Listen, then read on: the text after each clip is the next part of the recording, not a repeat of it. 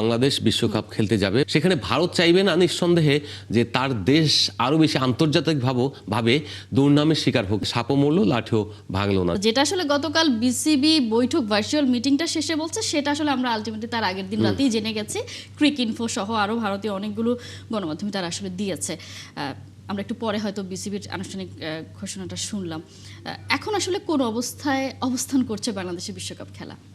এখনও আমি মনে করি বাংলাদেশ বিশ্বকাপ খেলতে যাবে এবং সেই অবস্থা আইসিসি এবং বিসিসিআই তৈরি করে দেবে। কারণ হচ্ছে যে আইসিসির একটা গুরুত্বপূর্ণ স্টেক হোল্ডার বাংলাদেশ, এবং এই বাংলাদেশ কিন্তু বিশ্বকাপে এমনিতে কোয়ালিফাই করে না, সরাসরি বিশ্বকাপ খেলার যোগ্যতা অর্জন করা একটা দল।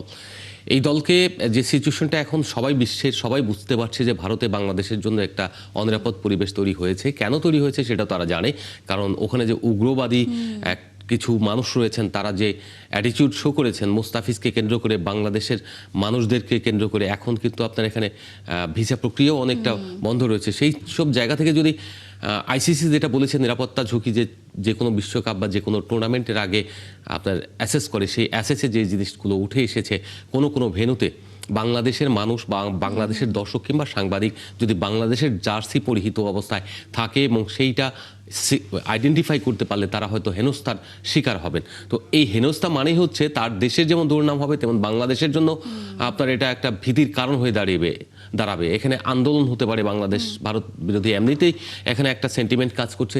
সেখানে ভারত চাইবে না নিঃসন্দেহে যে তার দেশ আরও বেশি আন্তর্জাতিকভাবে দুর্নামের শিকার হোক কিংবা ক্ষতিগ্রস্ত হোক। সেই কারণে তাদের উচিত হবে বাংলাদেশকে আসলে শ্রীলঙ্কায় খেলার সুযোগ করে দেওয়া এবং সমর্থন দেওয়া আইসিসিকে, যে তোমরা তাদেরকে একটা নিরাপদ এক্সিট দাও।